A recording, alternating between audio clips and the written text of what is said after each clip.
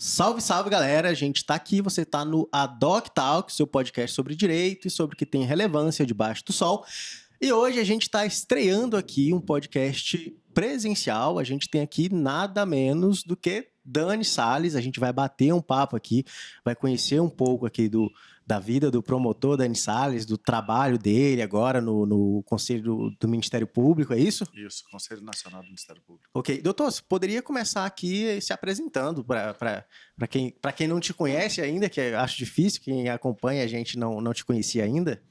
Meu nome é Dani Salles, eu tenho 20 anos de Ministério Público, ingressei no ano de 2001 no Ministério Público do Tocantins e atualmente estou a serviço do Ministério Público de Goiás, afastado das funções, porque estou à disposição do Conselho Nacional do Ministério Público, sou licenciado em Filosofia, sou mestre em Ciências Criminais, doutorando em Psicologia. Pela filosofia eu já sei de onde que vem um pouco ali daquela sua sustentação oral, porque eu já vi vários vídeos seus pela internet e até no seu Instagram. A sua sustentação oral ela é bem regada de citações filosóficas, poéticas, né? É algo que até chama bastante atenção nos seus vídeos, esse tipo de citação. Não, são elementos de comunicação que tornam mais afável o diálogo no Tribunal do Júri. Nós temos que compreender que no Tribunal do Júri o constituinte escolheu que ele iria prestigiar uma consciência cívica em detrimento de uma consciência puramente jurídica, ou seja, ele tira das mãos de um juiz togado esse poder-dever de dizer o direito, né, de prestar jurisdição, e coloca na mão do povo. Então, pensa só, seria profundamente dolorido para que um cidadão ele testemunhasse durante 1h30 um promotor de justiça ou um advogado tentar lecionar para ele aquilo que aprendeu durante os longos anos na academia, né, nos bancos acadêmicos. É por isso que essa linguagem, através do conto, da técnica do storytelling, da filosofia, de compreender esse sistema de tomada de decisão do jurado, ela torna muito mais fácil a comunicação em plenário. Essa é aquilo que eu chamo principalmente no meu livro O Tribuno, no curso O Tribuno, Que eu da ainda não li. linguagem das emoções. Então, há uma obra de Daniel Kahneman, essa obra é chamada Rápido e Devagar, onde ele explica que as pessoas praticamente elas acabam tomando essas decisões com base em 2 mecanismos. Um cognitivo, deliberativo, reflexivo, mas há um sistema em que nós decidimos, quando nós escolhemos a mulher com quem a gente vai casar, que a gente se apaixona abruptamente, quando a gente compra alguma coisa inesperada no shopping, não estava esperando adquirir, são roupantes que às vezes o que fala é um eu intuitivo, um eu não deliberativo. Então há momentos em que o jurado escolhe dessa forma, ele é pegado por mecanismos que vêm ao encontro de valores que remontam à sua criação, às suas experiências de vida. Então, quando um jurado decide, ele não está colocando só as informações dadas pelo promotor e pelo advogado na mesa. Ele está colocando dentro dessa mesa chamada mesa em que ele compõe o veredito os seus próprios valores. Ele está compondo o desejo do promotor, o desejo do advogado, seja ele expiação, condenação e absolvição, clemência, por em que momento que isso vai ao encontro dos seus valores? O que ele acha certo distribuir para o seu semelhante? Penso tanto que deve ser difícil para alguém que não tem formação jurídica sentar num banco como juiz da formação jurídica, a questão do júri, né? Foge muito do âmbito jurídico, né? Mas por que você acha que o Tribunal do Júri sobreviveu em tantas nações julgando o crime que o nosso Código Penal, ele inaugura com um delito que protege o nosso maior bem jurídico, que é a vida. Por que esse maior bem jurídico, vida, por que se escolheu o povo para julgar? Se é o crime que tem das maiores sanções, de 12 a 30 anos. Por quê? E aí você me coloca numa saia justa? Não, eu quero a tua opinião popular. Por que escolher um jurado para julgar um crime tão grave quanto o bem jurídico mais relevante? Por que você acha que nações como Estados Unidos, Alemanha, Inglaterra, França, Itália, por que existe esse tribunal popular? E aí, talvez pelo peso da pena em si, a pena mais maior que a gente tem no Código Penal, e pela gravidade do crime também. Tá, o seu coordenador de mesa ali, há quanto tempo você conhece ele? Fabrício? Fabrício é o que tá aqui nos ajudando, já tem o quê, Fabrício? Uns 2, 3 anos? Maravilhoso. Deixa eu te fazer uma pergunta. Você me garante que eu não vou ver o Fabrício sentado lá no banco dos réus em Goiânia ou aqui em Brasília num estupro seguido de morte ou não? Você fala para mim, Dani, Ah, o dificilmente? Fabrício não. O Fabrício. Maravilhoso. Qual a chance de eu encontrar o Fabrício amanhã na capa dos jornais aqui de Brasília, num latrocínio? Ele entrou aqui nesse escritório à noite para roubar Não, e matou. Fabrício não. Fabrício não. Agora eu Fabrício vou te fazer uma pergunta. Você me garante que se o Fabrício chegar em casa e tiver um homem estuprando a senhora mãe dele de 70 anos, ou tentando deflorar a filhinha dele de 3 anos, que ele não mate esse invasor ou não? Se ele não fizer, eu, eu vou perguntar pra ele onde que ele tava com a cabeça. Ah, então olha só. O crime de homicídio, ele é um crime em que todos nós estamos sujeitos. Nós temos instintos atávicos que nos levam a compreender que, para preservar a nossa vida, nós temos esse direito de matar. O próprio Código elenca circunstâncias que excluem a ilicitude. Ele te permite matar em legítima defesa, te permite matar em estado de necessidade, em estrito cumprimento do dever legal, no exercício regular do direito. Uhum. O crime de homicídio, então, ele é o crime mais democrático.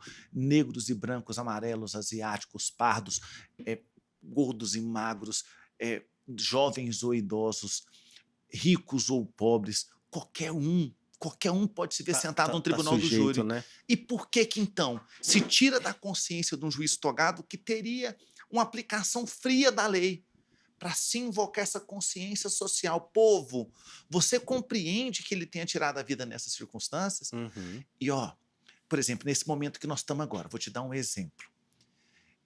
Vamos usar o Fabrício de novo, já que ele virou a nossa âncora. Vamos supor que o Fabrício tem um pai muito rico e profundamente avarento de 90 anos, com uma série de comorbidades, diabetes, pressão alta.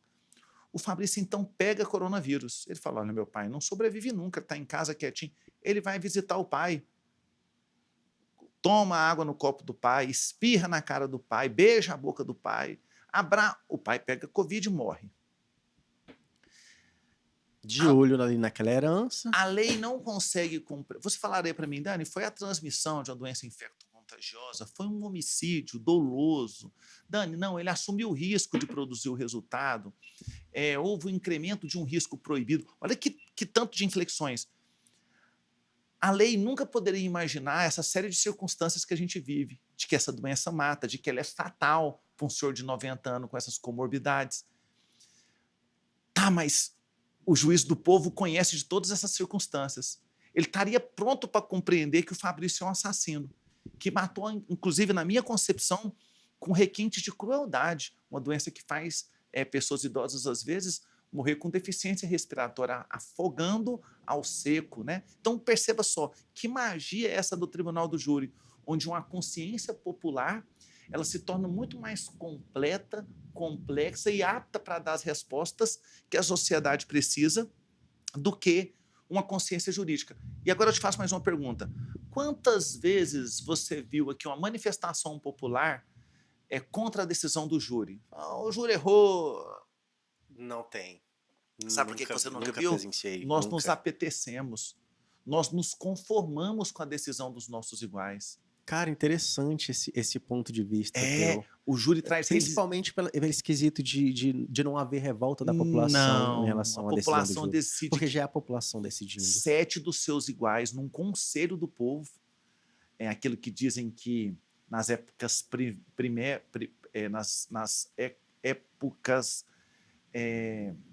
nos primórdios, nós tínhamos 12 homens sentados numa mesa redonda, em uma tábua, que decidiam pelo futuro dos seus iguais. Hoje nós temos 7 homens do povo que, pelas suas virtudes cívicas e morais, têm a prerrogativa de dizer o futuro, se ele absolve. E olha que bonito, esse juiz nem motiva a sua decisão.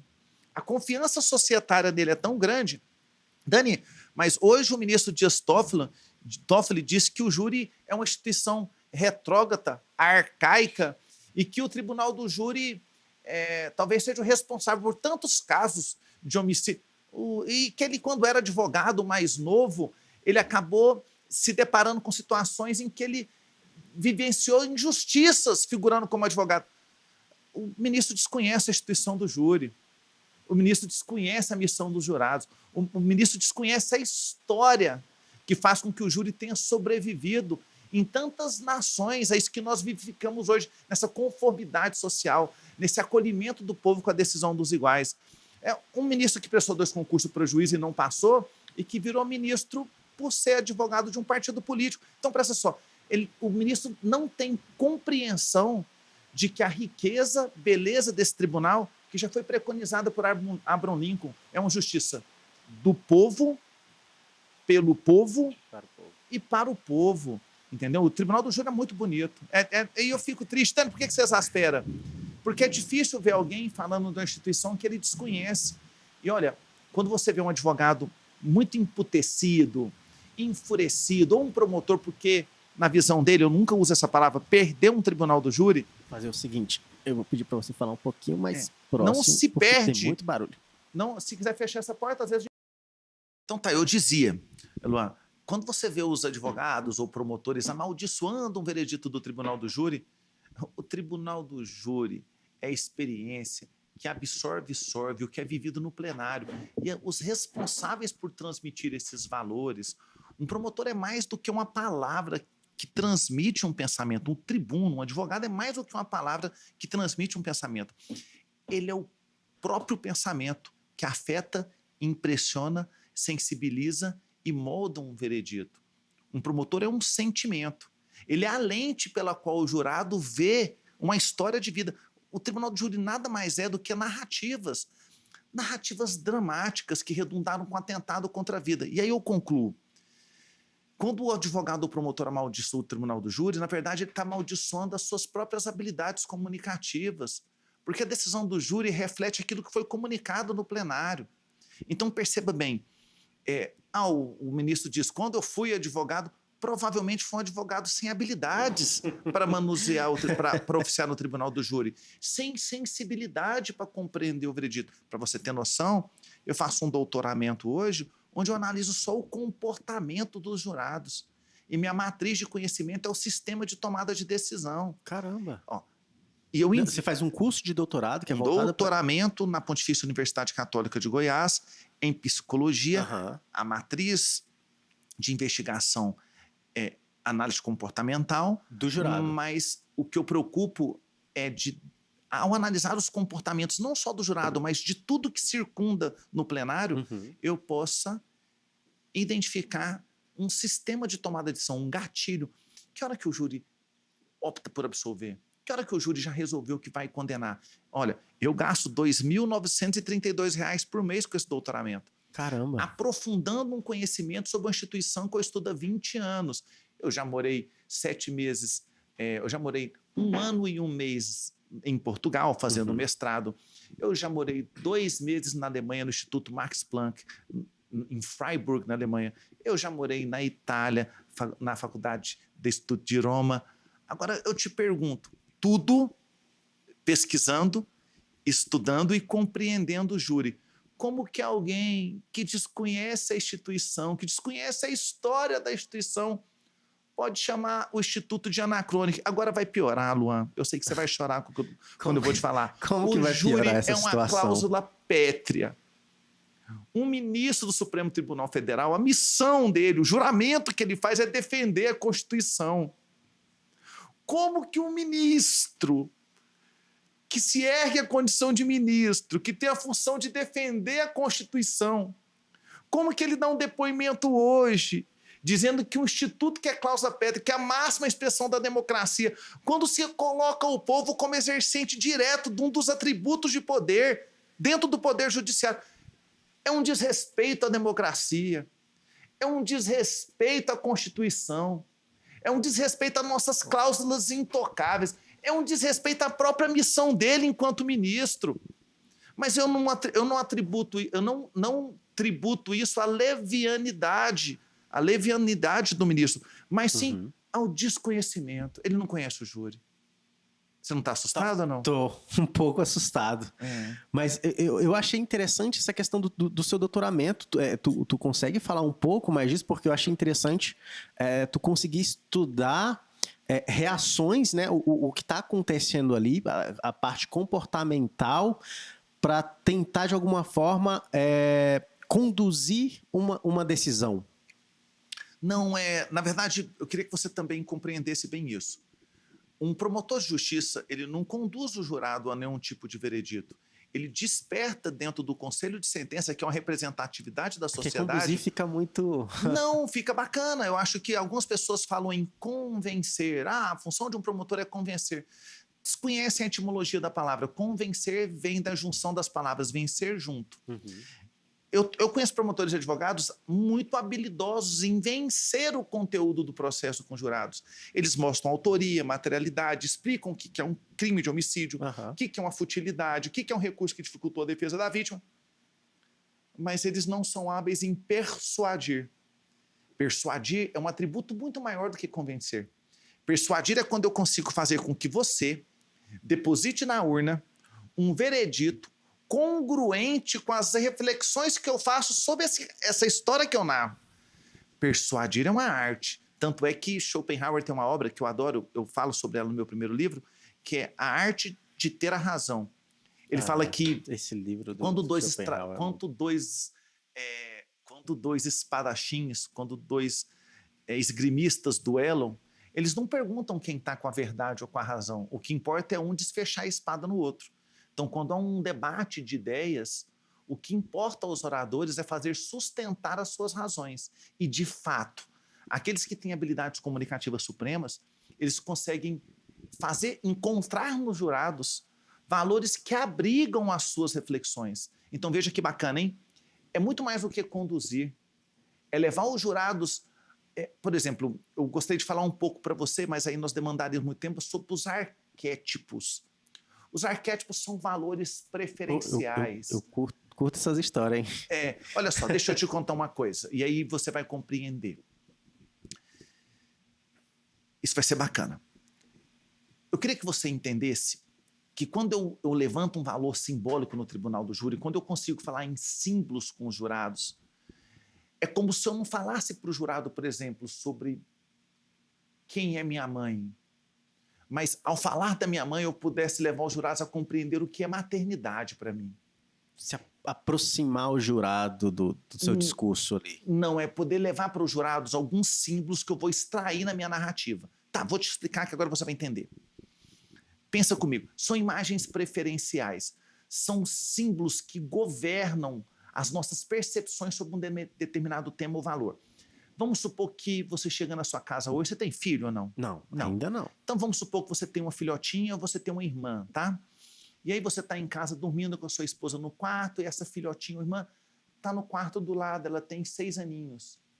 Então um invasor pula a janela, ele entra no quarto com a faca, coloca no pescocinho dela, rasga a calcinha e começa a tentar deflorá-la. E ela grita, papai, papai. E você sai do quarto correndo e abre o quarto do lado. Quando você abre o quarto, você está com um revólver 38. Você se depara com aquela cena. Nesse momento, eu não espero que você volte para o quarto da sua esposa e fale, olha, liga 190, correndo, e chama a polícia, porque tem um estuprador no quarto da Clara. Não, porque um pai morre com a filha. Um pai mata pela filha. Sem pensar duas vezes. Agora suponhamos então que você com esse revólver progride para cima desse invasor e já lhe dá um tiro que pega na sua face, ele cai no chão e você já dá um tiro no peito, ele tenta fugir, vira as costas, você dá mais 3 tiros nas costas dele. E de repente ele olha para você meio virando, você dá mais um tiro no pescoço. 6 tiros. Ele morre. Sem excesso. Calma. Se você fosse levado ao tribunal, se você fosse julgado por um juiz togado, o juiz togado analisaria esses 6 tiros. Ele perguntaria assim, a figura do excesso exculpante no direito penal, uma figura que existe no Código Alemão, por exemplo, como uma excludente de culpabilidade, aqui nós analisamos como a causa supralegal de exclusão da culpabilidade, quando a gente fala da inexigibilidade de conduta diversa. Mas vamos esquecer desse dogma jurídico. Eu te pergunto, se você fosse levado a júri aqui em Brasília 100 vezes, quantas vezes você seria absolvido? Tá. Não entendi. No júri, se você fosse levado a júri, o povo te julgando, por matar um estuprador? Cara, provavelmente todas. Todas. Se você fosse levado a julgamento no Piauí. Também. E nos Estados Unidos? Que geralmente comove a população. E nos Estados Unidos? Eu creio que também seria. Toda. E na África? É porque... Calma, agora olha pra mim. Uma sociedade que aceite o estupro. Maravilhoso. Né? Arquetipamente, o que se espera de um pai é a proteção de um filho. Você seria execrado e queimado numa fogueira se você vai embora chamar a polícia e deixa o estuprador desnovelando, deflorando sua filha. Isso não se espera de um pai. Esse seria o motivo do júri declarar o cara culpado. Não, esse cara não vai Você é um pai imprestável. É um pai imprestável. Então presta atenção. O júri compreende essa noção de paternidade. O júri transcende essa discussão se foi moderado ou não para compreender que ele cumpriu um dever de pai. E o povo tem essa maturidade. Pensa o esforço jurídico de um juiz togado para motivar essa decisão.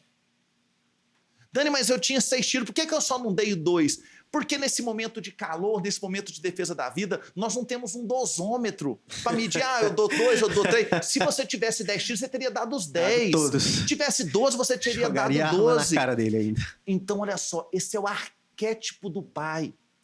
O promotor que falar com essa língua com o jurado. Você pode ter do outro lado do plenário um Eugênio Paes Amorim, que tem 1.300 júri, um Zagallo, decano do Tribunal de Júri de São Paulo. Você pode ter um Merli, que tem habilidades comunicativas, pode ter um César Danilo. Deixa eu te dizer, em hipótese alguma, esse promotor vai conseguir a condenação. A não ser que o promotor consiga apresentar um símbolo e valor mais forte do que esse dever de paternidade. Eu consigo ver esses símbolos no tribunal do júri, porque eu entendo o sistema de tomada de decisão dos jurados. Então eu consigo ver heurísticas, vieses, arquétipos, que são algo que são ciências que os nossos oradores precisariam dominar. Então você está entendendo? Tá, mas você enquanto promotor, né? Enquanto acusador, né? Que é o apelido que vocês tomam aí, carinhosamente dos advogados... Como que você... qual tipo de arquétipo que você trabalharia nesse mesmo caso? No sentido de Esse é o bonito da profissão do promotor. Ele não tem um compromisso para sustentar uma acusação. A figura do promotor de acusação se rompeu historicamente. Desde 88, nós temos uma instituição independente, autônoma. Você sabia que quando eu vou tomar posse como promotor de justiça, a gente presta um juramento. O juramento é ser escravo e fiel apenas à minha consciência e à justiça. Cara, que legal. Olha que bacana. Então, olha só, vou te mostrar alguma coisa, eu acho que a nossa câmera não vai poder pegar. Pega. Nessa cadeira vem escrito aqui, ó. Esse cara aqui é um promotor de justiça. Olha que interessante. Qual o compromisso dele? Promover o quê? Justiça. Eu não preciso convencer o jurado de um valor arquétipo maior do que a paternidade. Porque a paternidade também, para mim, é uma razão que justifica a intervenção daquele pai. Olha que diferente. Um juiz, quando ele passa num concurso, ele também tem uma carteira dessa. Sabe o que vem escrito na carteira dele? Não. Juiz de direito. O juiz, ele prima para que a ordem jurídica seja respeitada. Ele fica questionando, houve excesso, ele foi moderado, ele repeliu injusta agressão, utilizando moderadamente dos meios que dispunha, ou não, ele saiu lá, voltou no quarto, pegou a arma e veio atirando. Olha só que inflexões que um juiz de direito faz, olhando cada um dos requisitos da legítima defesa, enquanto um promotor de justiça tem um compromisso com o justo. E é por isso que é muito triste quando você, às vezes, se depara com um promotor de justiça no tribunal do júri, mais preocupado com as suas vaidades, com os confetes que podem recair sobre ele se vier uma decisão condenatória, do que em distribuir aquilo que ele jurou distribuir. Que é distribuir. A profissão é muito bonita. Então, ele tem... O primeiro atributo que um promotor tem é a independência funcional. Tá, então a figura, a caricatura do promotor de justiça que a gente tem, e eu confesso que até é uma caricatura minha, é do cara que tá lá com a função simplesmente de acusar. Longe disso. Não importa o que aconteça, ele vai ter essa obrigação. Tu tá falando aqui uma coisa que muda completamente tudo aquilo que eu acreditava. Acabei de te mostrar minha funcional, eu não sou promotor de acusação. Deixa eu te contar uma coisa, eu sou o único servidor da nação brasileira que não tem chefe. Eu não tenho chefe. Eu não me curvo a um prefeito, a um governador, a um presidente. Eu não me curvo a um senador, a um deputado, ao legislativo. Eu não me curvo a um juiz, a um desembargador. Um juiz, quando o desembargador quer falar com ele, o desembargador quer que ele tome uma providência, o juiz manda uma carta de ordem para um promotor. Quando o Procurador-Geral de Justiça quer se referir a mim, ele me manda uma sugestão, uma recomendação, uma solicitação. Por quê? Porque ele sabe que o exercício da minha função, do meu munus de promoção de justiça, se assenta na independência funcional. Ninguém dá ordem para um promotor. Só um elemento dá ordem para o promotor: a sua concepção de justo e a sua consciência. Então, vejam só, promotor que sobe no tribunal do júri e desvirtua a sua própria concepção de justo, ou que desvirtua a sua própria consciência, ele violenta, estupra e degringola a sua própria instituição. Porque o que a instituição prometeu distribuir é algo muito diferente. Então, perceba só, Dani, mas por que então eu tenho essa visão do promotor de justiça como sendo um carrasco? É porque essa é a visão romântica que o cinema brasileiro, que as novelas dão de um promotor. Verdade. Então, os veículos de comunicação contaminam as pessoas sem perceber que em cada comarca, que em todos os estados da federação, nós temos pessoas que têm uma vida devotada a distribuir justiça. É um emprego muito bonito. Olha, se você falasse assim para mim hoje, Dani, poxa, você já teve chance de ser outra coisa que não seja promotor? Eu passei num concurso para procurador da Assembleia. Lá você trabalha 4 horas por dia de Goiás. Você pode advogar. Dentro do Ministério Público? Não, eu passei no concurso quando eu fui promotor no Tocantins, tá? Uhum. Então eu poderia advogar, trabalhar só 4 horas por dia, ganhar mais do que um promotor de justiça, dando assessoria jurídica para a Assembleia Legislativa de Goiás.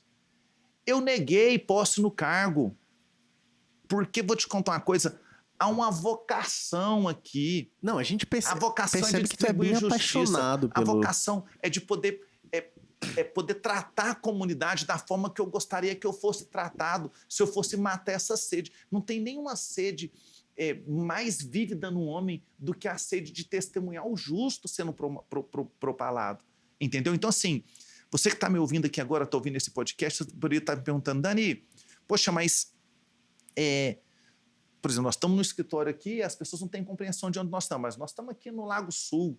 Nós estamos no escritório aqui que deve ter 5 Obrigado, mil metros pessoal quadrados. do Tramontina Advocacia que está nos ajudando aqui. Tramontina Advocacia. Tramontina Advocacias. É lógico que um promotor de justiça talvez não vai vivificar essa prosperidade patrimonial que esse grupo de advogados aqui tem. Mas ele não deve buscar isso. É como se você tivesse um Buda ou então um franciscano que procurasse morar no Aldeia do Vale, em Goiânia, no condomínio de maior luxo. Não, a missão de um promotor é diferente, ele não pode estar abraçado a essas paixões de aqui em Brasília é no Brisas do Lago, tá? No Brisas do Lago, maravilhoso, né? Mas essas paixões de prosperidade, se o promotor tiver muito atrelado a elas, ele sofre, porque ele vai ver o primo oftalmologista, o cirurgião. E a missão de um promotor é ganhar com dignidade. Acho que o que se paga hoje é digno para um promotor e se deve pagar bem. Por quê? Para que se incentive pessoas como o Sérgio Moro, está na carreira como a magistratura. Porque senão a gente perde ele para os grandes escritórios de advocacia. Nós perdemos ele para as grandes instituições de ensino. Já era, né? É importante que órgãos como a magistratura e o Ministério Público remunerem bem seus servidores, claro, para a gente atrair grandes valores como você, Luan. E aí, nós vamos se deparar com a seguinte situação. Dani, mas eu amo advocacia, eu amo defender. Poxa, que profissão bonita. Advocar é aquele que fala por outrem. O patrono da classe antiga dos patrícios. Olha só, Dani, mas a advocacia é tão importante assim. Poxa, se você tem um processo onde não há paridade de armas, onde você não dá a oportunidade de resposta para as pessoas, você não tem democracia, você tem uma expressão da tirania. Com certeza, o processo pressupõe essa dualidade de forças. Então, veja só, é muito bonito ver um advogado que gosta da tua profissão. É muito bonito ver um advogado que se entrega. Dani, mas aí, então...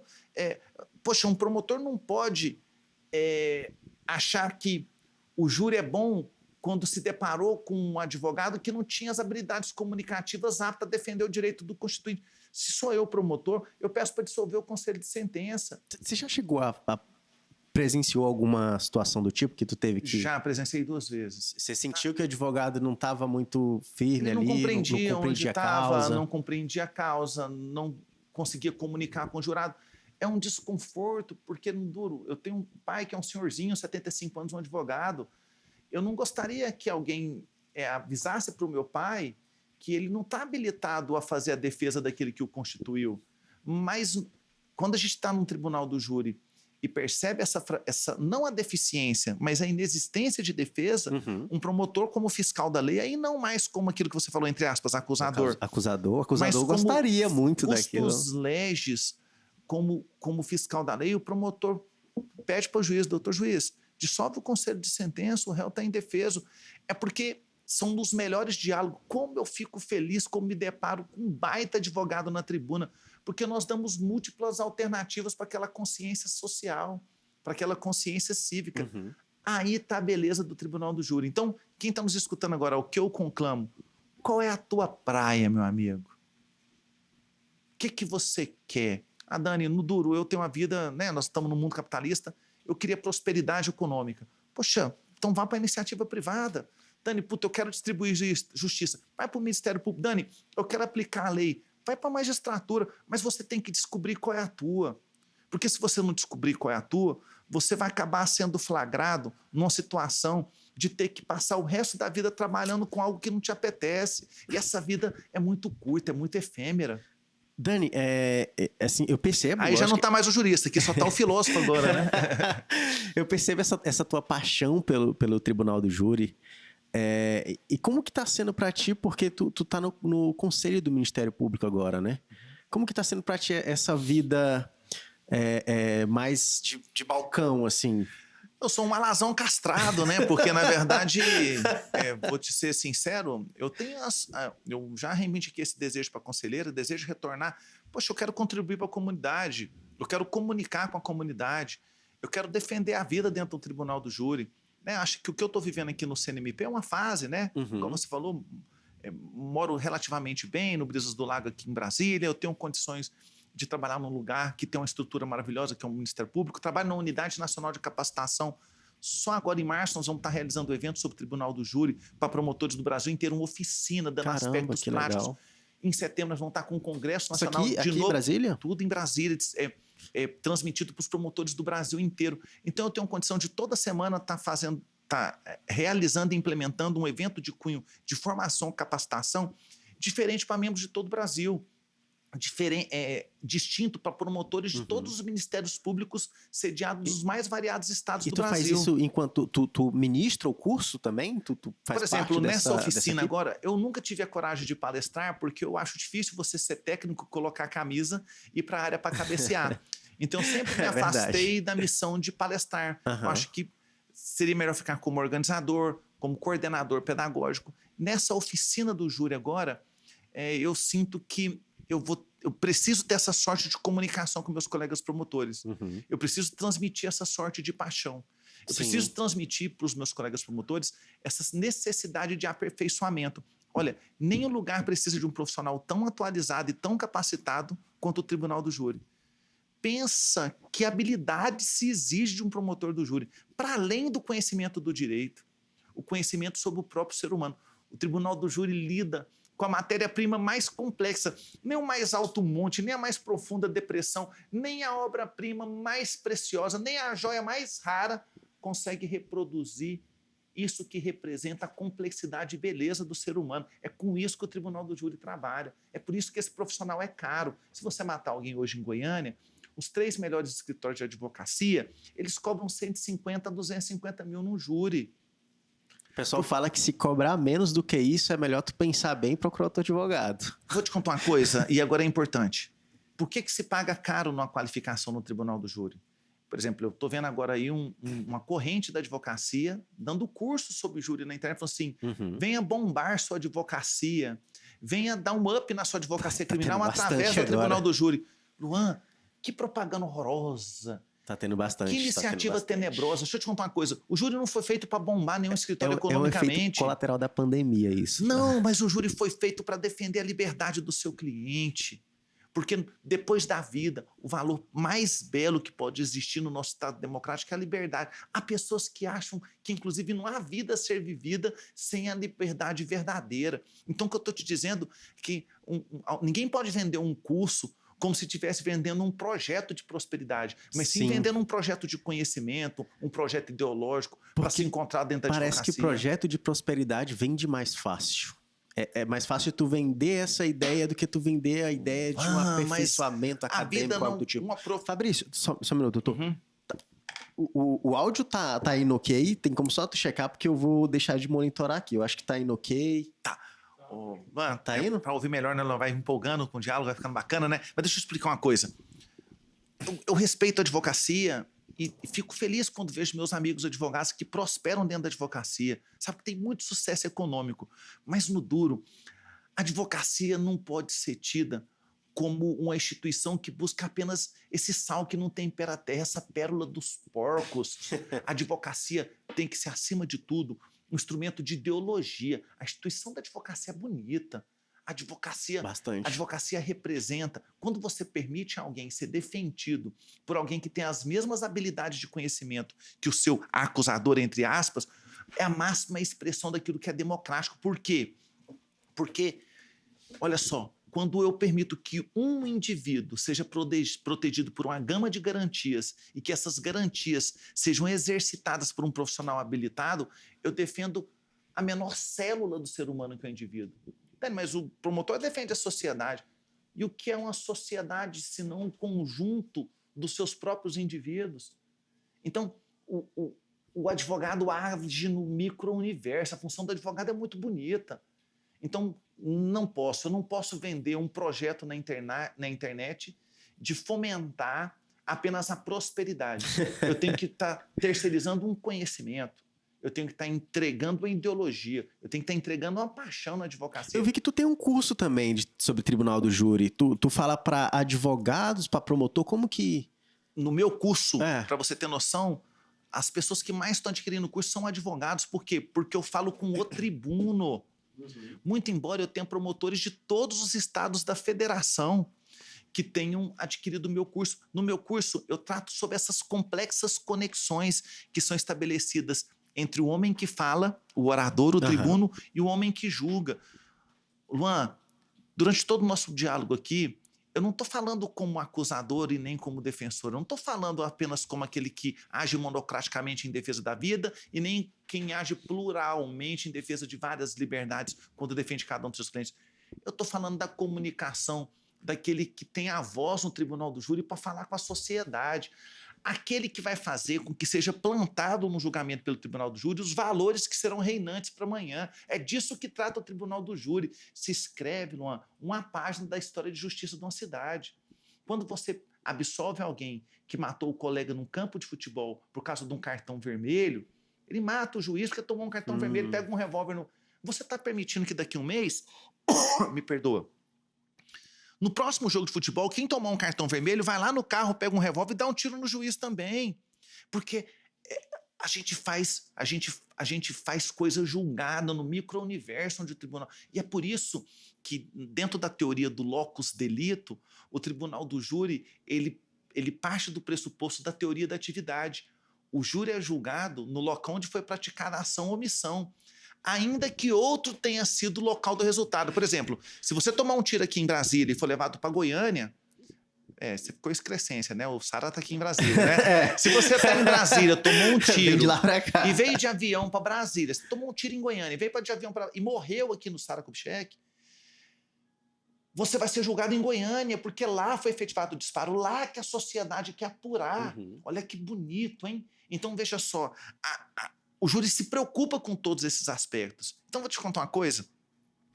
Quem estiver nos ouvindo vai perceber que talvez poucas profissões sejam tão bonitas e, por isso, românticas, ideológicas, quanto esse ofício de distribuir justiça num plenário. Isso é muito bonito. Pô, muito... Compreendeu? Nossa, quer água? Se quiser, eu pego água aqui. Tem suco ali. Se quiser mais alguma coisa. A mesa tá linda ali. Você quer beliscar alguma coisa? Não, tô super feliz. E vou te contar uma coisa. Dani, por que o nosso diálogo ele transmudou, né? A gente começa conversando com o promotor de justiça, se esperava que aqui tivesse uma aula de direito, e nós vamos falando de valores que são tão importantes. Porque, Luan, são esses valores que deveriam estar no cerne de todos os debates. Olha, nós vivemos na sociedade, a missão nossa é servir o semelhante. Nós somos seres societários. Eu não consigo ver um ser humano vivendo sozinho. Nós distribuímos tarefas, nós distribuímos missão, nós socializamos. Então, veja só, dentro dessas conexões que nós formamos na sociedade, há uma coisa que nos iguala. Sabe o que todo ser humano busca ou não? Ele tem uma busca inquietante pela felicidade. Eu queria que temáticas como a felicidade fossem debatidas quando um menino de 16, 17 anos é convidado a escolher o seu curso superior. Eu queria que questões como felicidade fossem debatidas e ética quando um menino de 21 anos vai escolher que profissão ele vai ter pro resto da vida. Eu virei promotor com 23. Caramba! Eu queria que questões como... E aí eu falo para você que essas reflexões não são feitas no ginásio. Essas reflexões não são feitas na academia, na faculdade de Direito. Nem você tem capacidade de fazer isso ainda com essa idade, tem assim... Mas você deveria ser convidado a pensar, porque eu tô te convidando agora. Pô, Luan, qual que é teu chamado? Porque vocatio é essa voz que te chama para incorporar uma profissão que vai fazer com que você se sinta pleno nesse corpo societário. Então, olha só, Luan, quando Cora Coralina escrevia seus versos desde os 13 anos de idade, ela só foi publicar seu livro, O Poema dos Becos, aos 67 anos. Quando ela publicou o livro, ela não imaginava que ela fosse ser um imortal da Academia Brasileira de Letras e nem que ela seria uma canônica. Ela não buscava essa sorte de notoriedade e nem achava que seria uma poeta que representaria hoje a cidade de Goiás, a nossa antiga capital. Cora Coralina, diz Carlos Drummond de Andrade, reside nos corações de cada um dos brasileiros e das pessoas do mundo que amarem a verdadeira poesia. Quando Beethoven, com 97% de surdez, compõe a 9ª Sinfonia em Ré menor, com 400 vozes, aquilo que na filosofia nós chamamos de expressão do belo absoluto. Beethoven, ele ouviu uma vocação, um amor pela música. Quando Darwin formou em medicina na faculdade de Edimburgo, ele entrega o diploma de médico para o pai, pega um navio e vai para uma ilha. E ele vai ficar observando os animais invertebrados, ele cria a teoria da evolução. Há 2 momentos na ciência, antes e depois de Darwin. Ele quebra um dogma da igreja para explicar o surgimento do homem. Num processo evolutivo. Só finalizando, quando Aleijadinho, ele não tinha seus flagelos, ele tinha uma doença degenerativa e ele não tinha alguns dedos, ele andava nos cotocos arrastados e ele ainda produzia culturalmente. É o nosso maior escultor.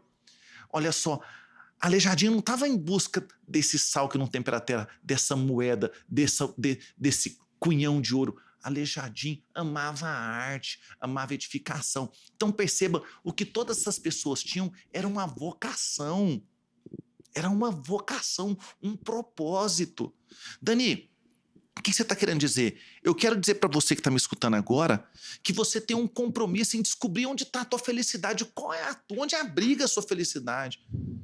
Você não pode exercer uma profissão porque seu pai acha que ela é bonita e você tem esse compromisso de satisfazer as pretensões da paternidade. Você tem que encontrar uma profissão onde você se encontre representado enquanto indivíduo, onde você possa servir a sua comunidade.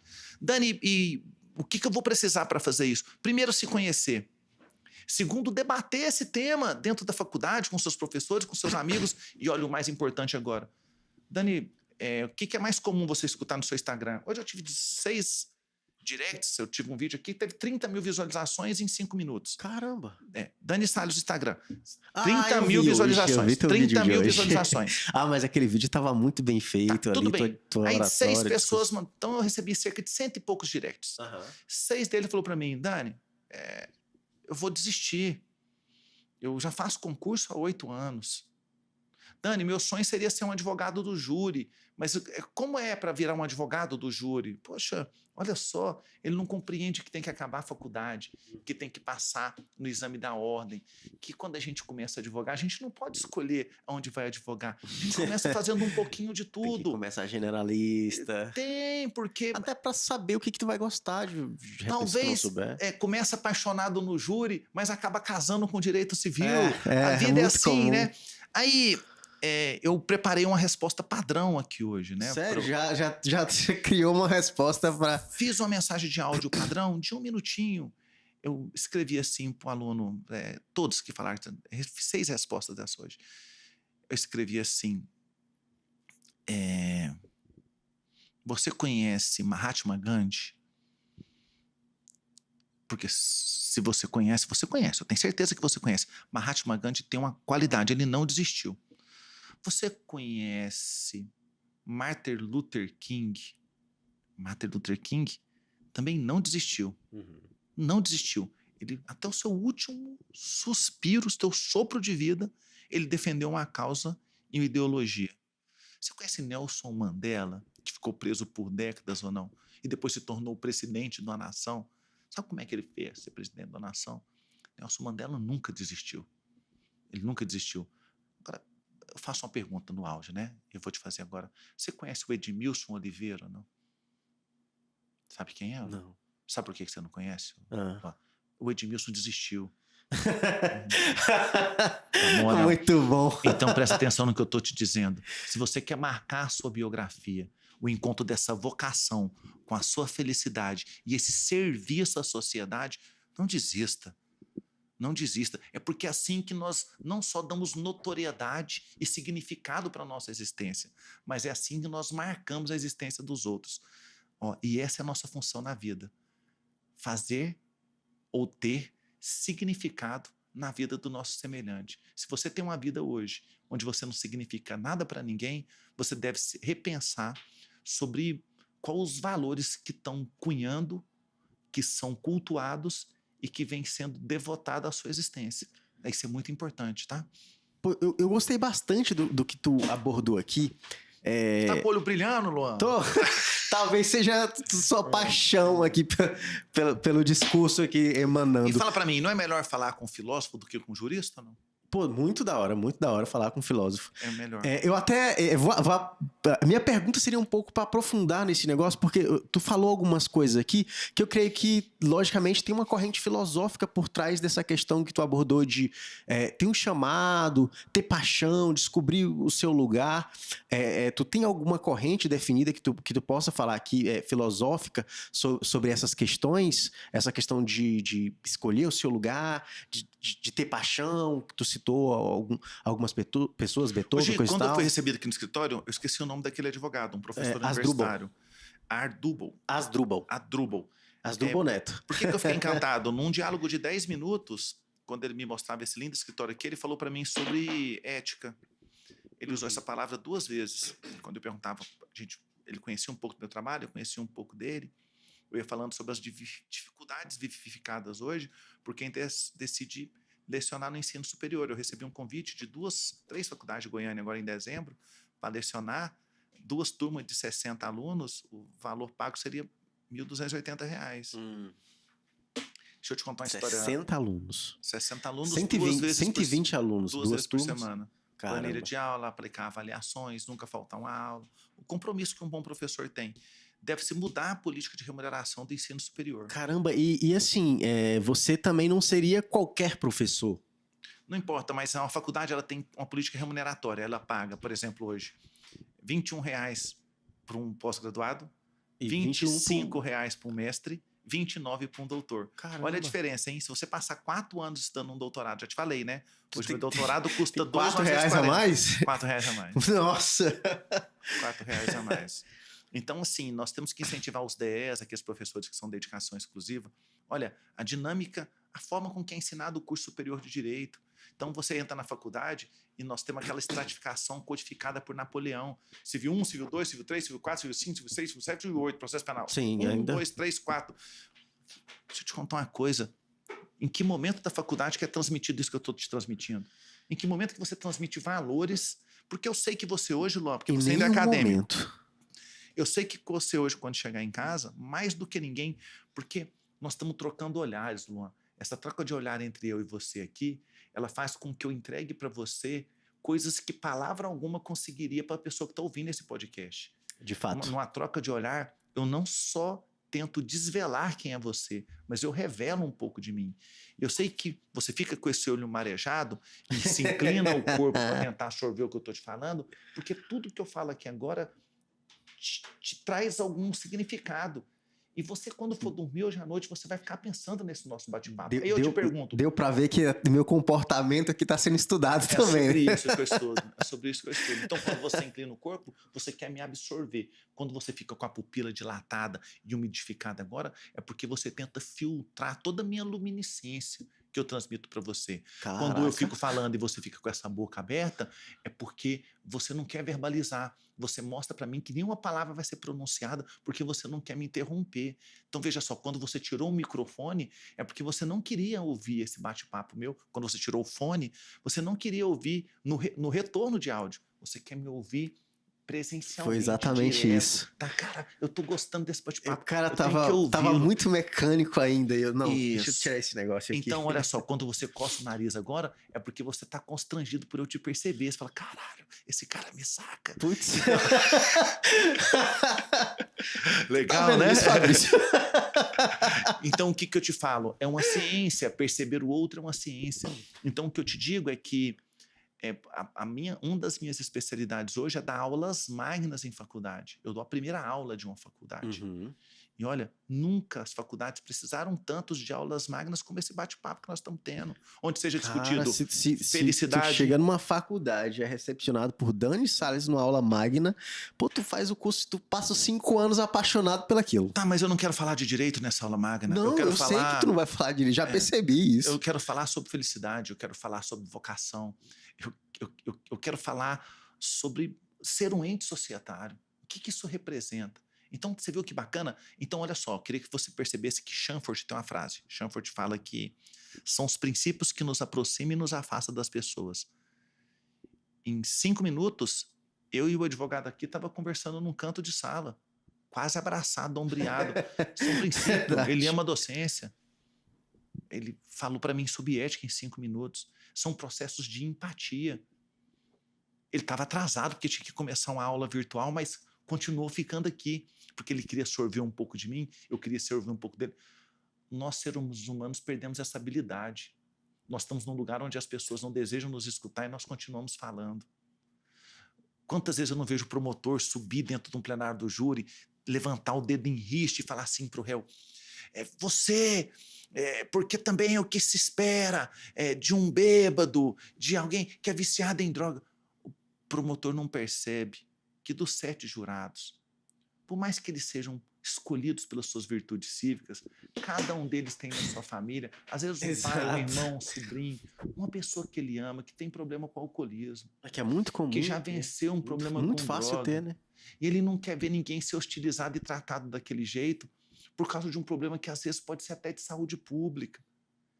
E o promotor, ele é tão insensível que talvez ele não percebe pelo feedback do olhar que o diálogo dele está afastando o jurado dele. Porque em um momento o jurado vai olhar para aquele promotor e falar assim, eu achei esse cara antipático. E aí, a hora que entregar a cédula perguntando, o júri absolve o réu, o jurado transforma a pergunta e vai falar assim, posso te falar a verdade? Aquele cara eu gostei mais do discurso do advogado. Ele transforma a pergunta, o júri absolve o réu, numa pergunta de quem eu mais gostei. De escolher o melhor. E é por isso que ministros como o Dias Toffoli, ele sai amaldiçoando o júri, porque ele não percebe essa riqueza comunicativa e de troca do tribunal. Então, olha só. Agora vai a frase. Dani, e se eu matar alguém, pode gastar o seu dinheiro e contratar um excepcional advogado. Por quê, Dani? Porque a diferença entre um excepcional advogado no tribunal do júri ou de um excepcional promotor e alguém que faz porque é o arroz com feijão, porque quer mostrar a sua... Ele quer bombar a sua advocacia realizando o júri também. Ou então porque ele quer fazer uma selfie dentro do plenário do júri com a beca. Ele acha bonita aquele vestido preto. Ele não sabe nem o que significa a beca. Presta atenção. Esse profissional, a diferença do profissional que ama, que compreende, que estuda o tribunal do júri, e esse profissional é a mesma diferença entre um vagalume e um raio. Eita! Mesmo. Pensa num vagalume passando aqui piano e um relâmpago caindo aqui agora. É a Por diferença. falar nisso, tá até chovendo aqui. É a mesma diferença. É a mesma diferença. Dani, você falou da beca. Tem pessoas que nem compram. Ai, Dani, acho muito piegas você utilizar uma vestimenta preta, uma saia, com os cordões vermelhos, as abas são É o brancas. sonho de muita gente, hein? Amigo, sabe por que eu coloco beca no jurado? Eu analiso o comportamento. O jurado está lá no plenário, conversando com um colega do lado, de repente fala o nome dele. O promotor fala, o advogado fala, aceito. O promotor fala, sem objeção.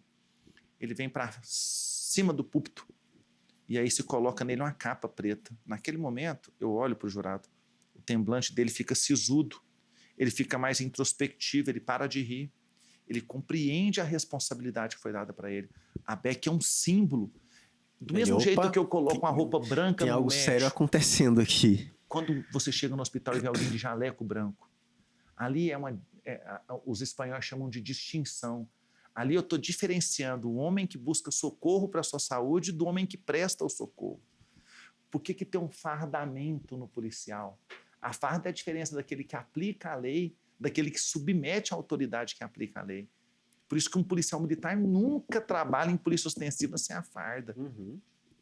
Quando eu coloco uma beca no promotor, ele é o símbolo da distribuição. O preto significa o luto.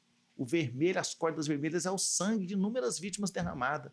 E as abas brancas da beca é a paz social que ele quer distribuir. Como que o ministro vai poder compreender isso se ele nem passou 2 concursos para o juiz de direito? Foi indicado. Não sei, me parece que algum partido político ou um presidente escolhe alguém. Mas, no duro, é isso que está sendo a maldição do Supremo Tribunal Federal. A cada dia ele tem menor representatividade. Os ministros que estão lá não compreendem que eles são razão, às vezes, dos mais vários tipos de meme, chacota societária. Porque, olha só, as decisões que lá são proferidas são decisões de cunho política.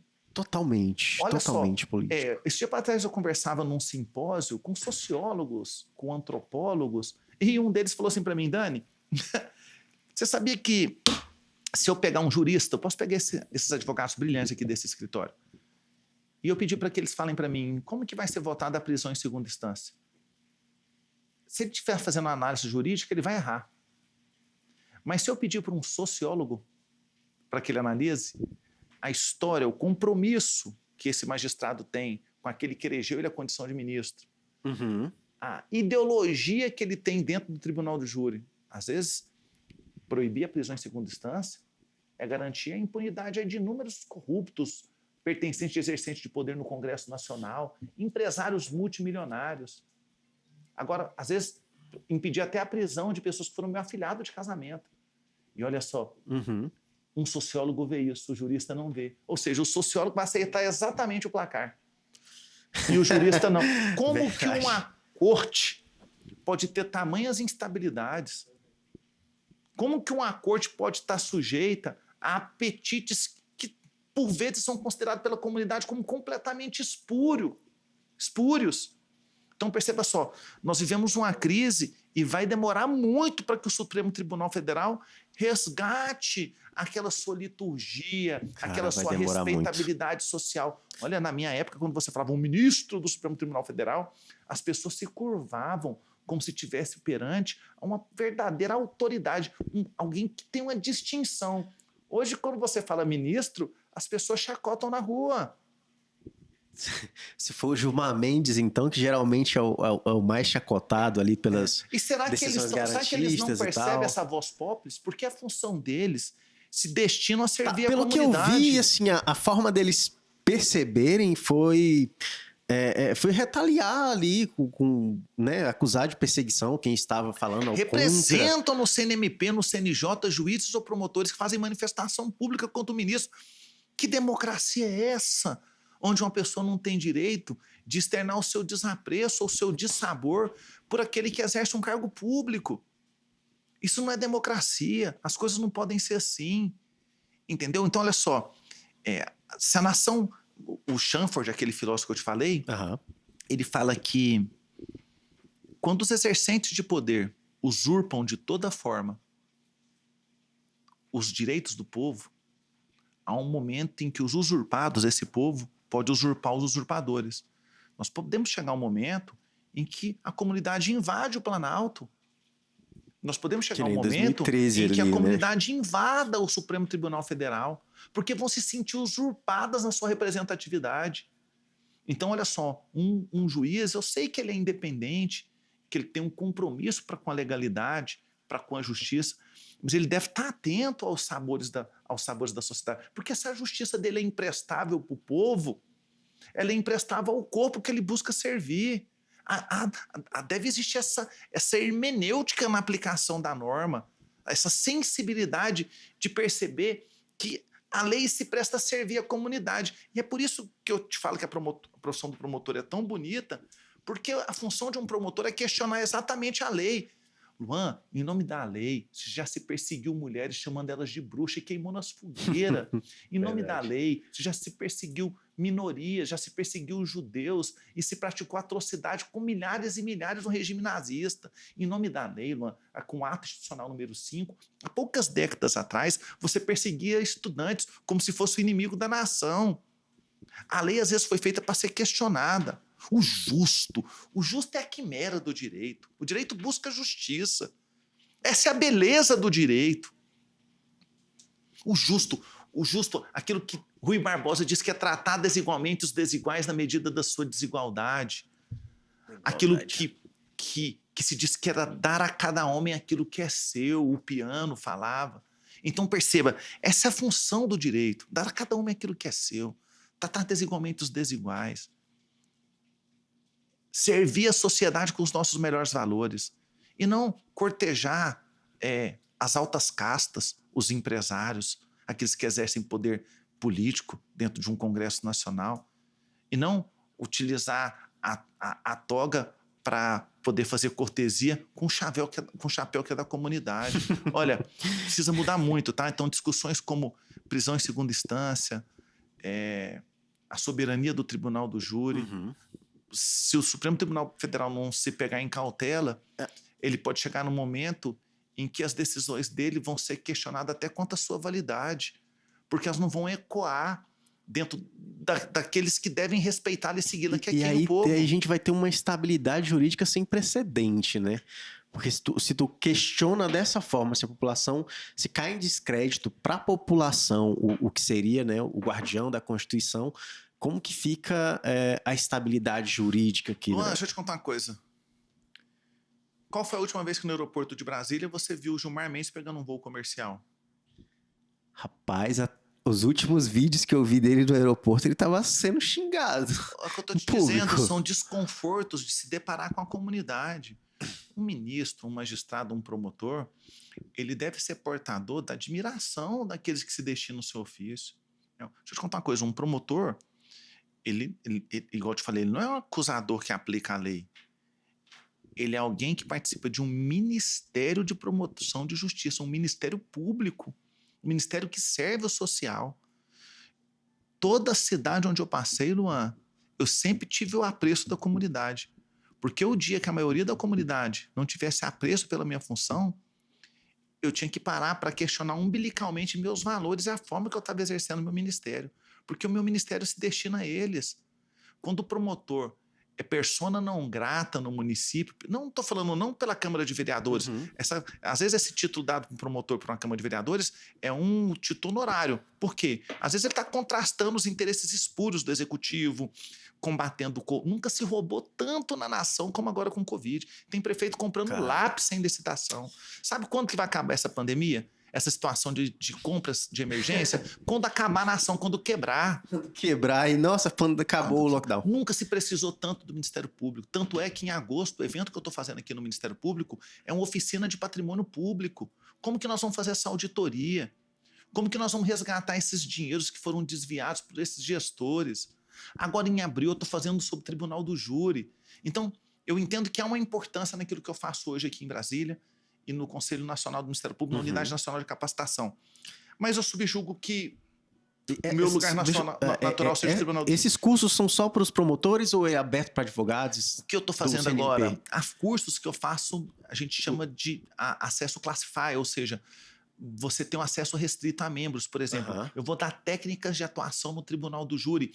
é importante que isso seja em box, porque eu dou liberdade para os palestrantes, Sim. para que eles narrem experiências pessoais, porque o último evento que eu fiz sobre o Tribunal do Júri em setembro, ele foi aberto para assessores e todas as palestras estão divulgadas no site do CNMP. Ou seja, a advocacia pode contemplar. Mas há eventos que são estratégicos, tanto da advocacia, entendo, quando é um evento interno deles, e há eventos, por exemplo, isso que eu estou tendo com você agora, que eles são de interesse de toda a comunidade, seja jurídico ou não, seja da advocacia, magistratura. Então, veja só, nós temos que perceber a natureza do evento. Então, nós temos no CNMP todas as quintas-feiras um evento que é público, transmitido ao vivo às 10 horas, chama Em Pauta. No YouTube do CNMP? No YouTube do CNMP é conduzido pela conselheira Fernanda Marinella. Por quê? Porque são um interesse de assunto de toda a comunidade jurídica, mas nós temos eventos de formação e aperfeiçoamento que tratam de posições estratégicas da instituição.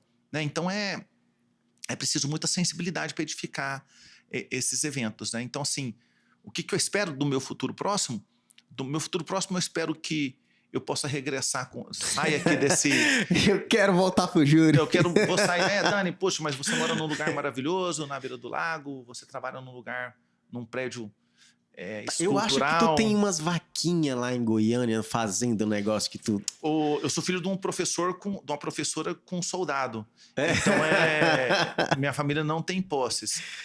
Desde que eu passei no concurso público, o meu ganha-pão é o subsídio de um promotor de justiça. Provavelmente, a chance de eu ser fazendeiro seria ser filho de um fazendeiro, ter casado com a fazendeira ou ganhar na Mega Sena. Não casei com a fazendeira, minha mulher é humilde, não sou filho de fazendeiro. Tá jogando na Mega. A chance de eu vir a ter essa fazenda tá na Mega Sena. O que me parece é uma chance dentro de 687 milhões, não é verdade? Então, essa fazendinha... Talvez não virá nessa encarnação, não. Que é isso, rapaz. Mas como eu te disse, né? Eu tenho uma vida confortável. Eu consigo prover as necessidades da minha filha. Eu consigo alimentar com dignidade. Eu tenho um plano de saúde no duro.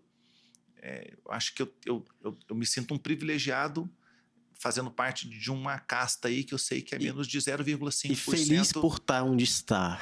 Eu sou muito orgulhoso. Se eu te contar, quando eu chego na minha família, a maioria dos meus parentes são policiais militares. Ih, rapaz.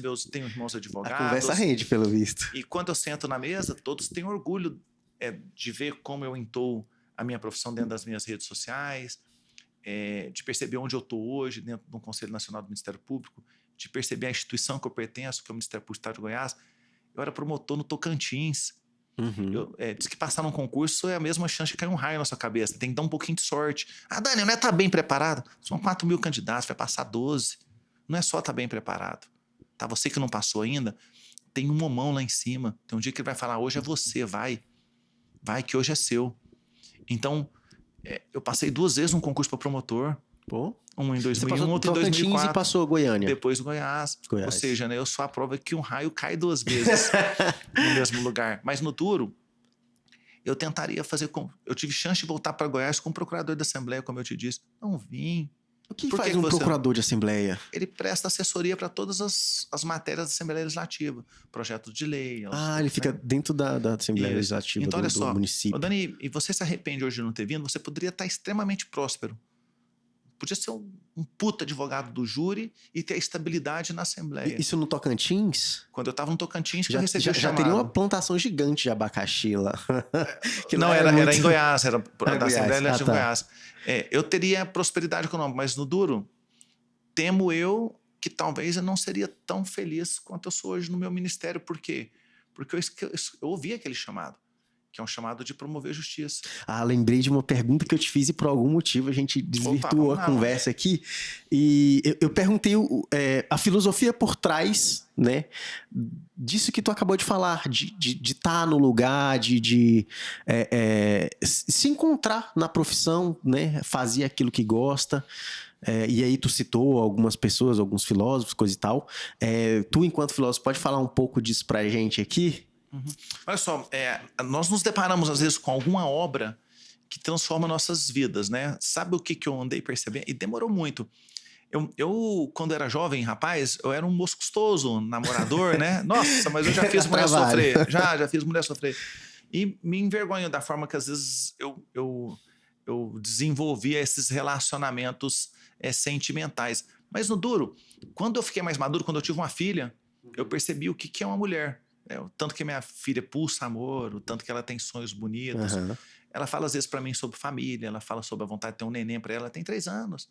Olha, gente. Então, olha só, talvez ninguém esteja pronto para tratar uma mulher tão bem quanto ela mereça se ele não tiver uma filha mulher. Então, minha filha é uma escola para mim, né? Então, há eventos na sua vida que te marcam. Então, minha filha é um marco importante há 4 anos atrás, né? Quando eu descobri que ela foi concebida, que ela viria, ela muda toda a forma de eu conceber a minha existência e de eu conceber como merece ser tratada uma mulher. 2, a faculdade de filosofia. Você vê, eu fiz mestrado em 2010, 2011 na Europa. E no duro, um pouquinho do muito que eu tinha visto na faculdade. E quando eu volto para Goiânia, eu fui incentivado por um professor. Pô, por que você não vai cursar filosofia? Você está com tanta sede para aprender? Vai lá é um lugar tão plural. Da faculdade de filosofia foi de onde saiu o meu primeiro livro, o Júri e Persuasão na Tribuna, que foi o recorde de vendas na editora Juruá durante 2 anos. Pô, que legal. Você fala assim para mim, Dani, é recorde de vendas, então você estourou? Não, você acredita que se ganhar dinheiro com livro 90% dos livros de uma editora como a Juruá não vende nem 150 exemplares. Então, se você escrever um livro e vender tipo 500 exemplares, você é um best-seller. Um brasileiro passa uma vida lendo um livro. As pessoas, porque você está num curso como direito, talvez você compre 2 por semestre, 1, mas tirando você que cursa um curso que exige tanto assim essa leitura, as pessoas não, né? As pessoas não gastam com literatura. Dani, com curso, as pessoas preferem ir lá e fazer um tribunal do júri na tora do que procurar um aperfeiçoamento. Do que se especializar no negócio. É preciso. E é para isso que se presta lá a minha página, né? O www.otribuno.com. O Tribuno visa isso, levar você a compreender que é extremamente complexo e que merece aperfeiçoamento. Então, lá na faculdade de filosofia, no terceiro período, quando eu estudei lá, eu me deparei com uma obra chamada Ética em Spinoza. E eu fui perceber que algumas palavras estão profundamente atreladas. Pode pegar um pouquinho de água. Pega água aqui. Algumas palavras estão profundamente atreladas. Então, não adianta eu ser um baita promotor de justiça se eu não tiver uma vida sentimental também que honre minha esposa, que honre minha família, se eu não conseguir exercer a paternidade com a sua plenitude, se eu não consigo ter honestidade para com meus amigos. Então veja, né, que como eu fui perceber que uma ética uniforme em todos os flancos da sua vida te traz felicidade. A felicidade está nessa estabilidade, você sabia? Então, nós somos muito mais felizes. Dani, eu amo ir para uma rave, tá? A rave vai acabar um dia. Você chega em casa, 2 dias de ressaca. Porque a idade chega primeiramente, né? Não, tô te dando exemplo. Às vezes um jovem fala hoje, né? Onde eu tô feliz mesmo é quando eu tô na balada. Não, a balada é um pico de energia. Você tem que ter felicidade com a tua família, felicidade com teus pais, felicidade na tua faculdade, naquilo que faz parte da tua rotina. Você não pode só estar feliz em dezembro, quando você viaja para a praia. Você não pode estar feliz só em julho, quando você vai para o Araguaia. A felicidade tem que estar entrelaçada não só com as pessoas que você convive habitualmente, mas com seus afazeres da habitualidade, né? Então, acho que... Então, essas coisas... Eu podia ter feito filosofia antes para compreender esses valores. Eu poderia ter nascido já tendo tido uma filha para eu compreender o tanto que é bela uma existência, né? Então, é isso aí. Então, a vida para mim é uma escola. E hoje... Eu estou cursando um curso superior hoje. Eu curso um pouquinho de psicologia e finalizando filosofia. Portanto, por que você não acaba logo filosofia? Por que você vai matriculando no doutorado? Porque eu não tenho pressa de acabar a faculdade. Estou lá há 3 anos. Se eu precisar ficar lá 5, às vezes eu pego 2 disciplinas por semestre, porque eu estou curtindo o curso. É diferente, né? É diferente a pegada. O meu propósito é com o aprendizado. É para poder trazer para pessoas como você aqui essas melhores reflexões. Dani... Caramba, eu tô vendo que eu vou precisar assistir aqui esse, né? Que tem muita informação aqui. Dani, sobre esse tema felicidade, então me traz uma reflexão filosófica que todos poderiam aqui da pessoa mais humilde, aquele professor acadêmico que estiver nos escutando, né? Para fechar, então, já que você veio falando sobre ética, vocação, felicidade, o que é...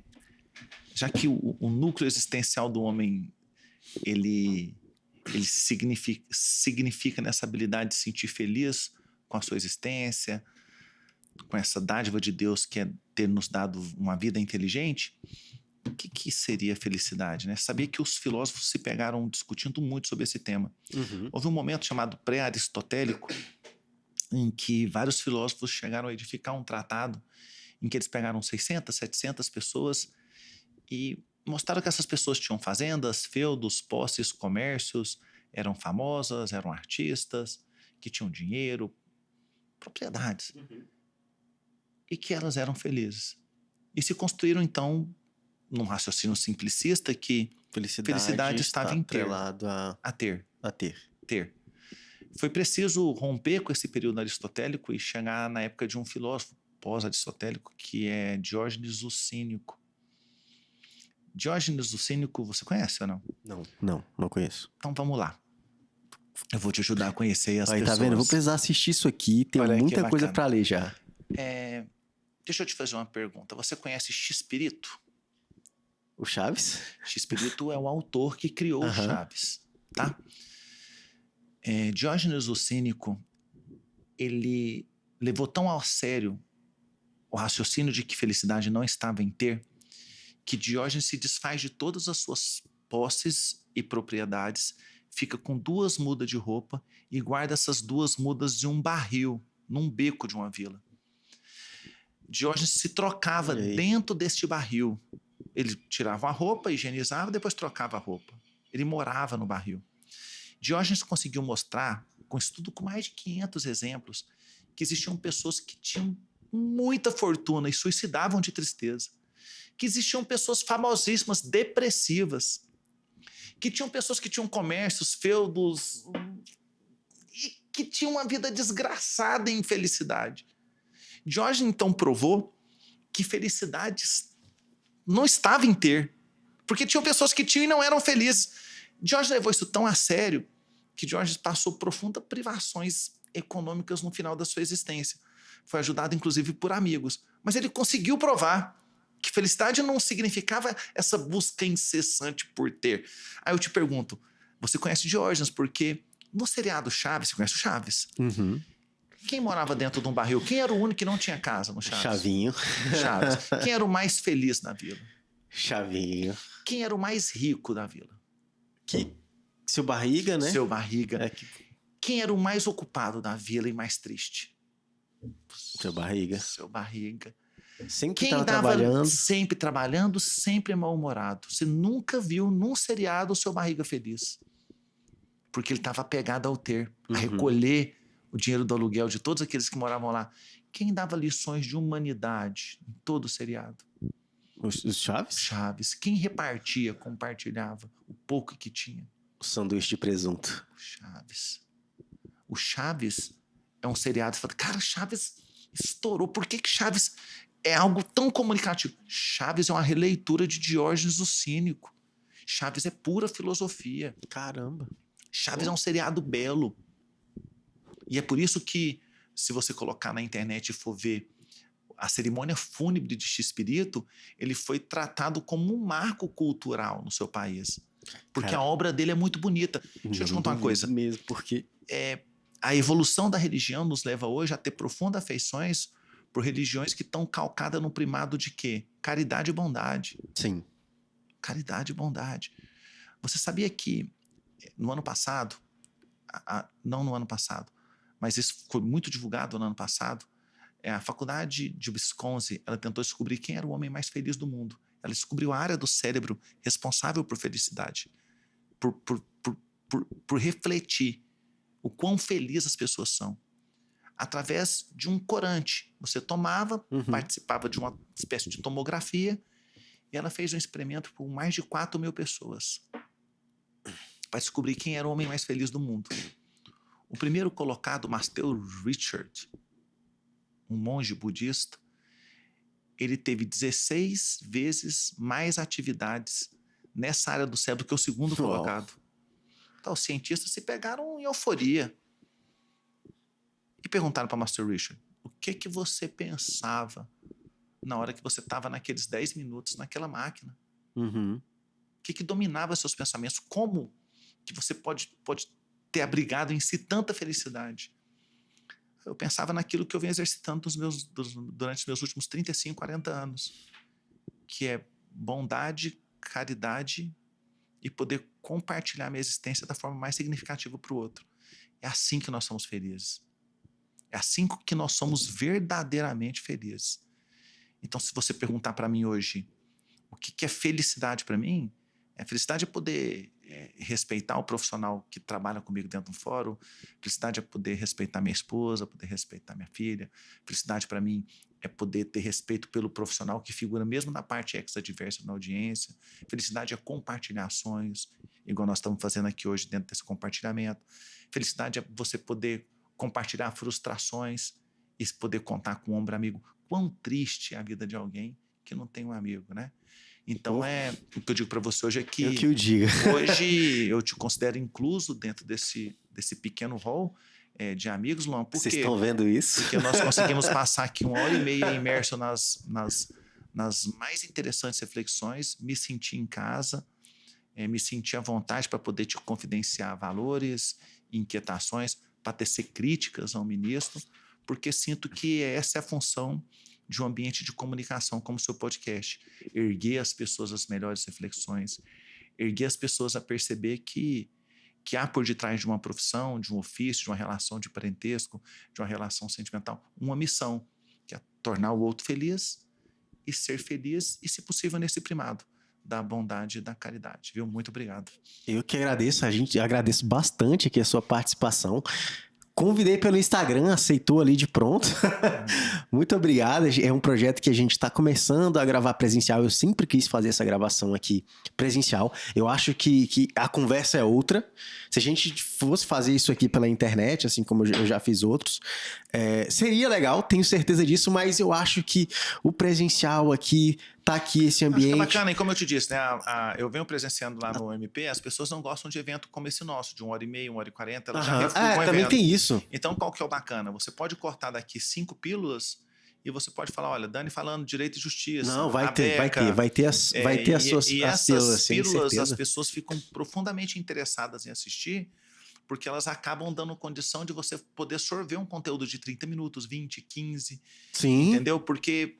No duro, as pessoas migraram do Facebook para o Instagram no desejo de absorver um conteúdo de menos de um minuto. Muito mais dinâmico ali. Mas, doutor, agradeço bastante a sua presença aqui. Muito obrigado.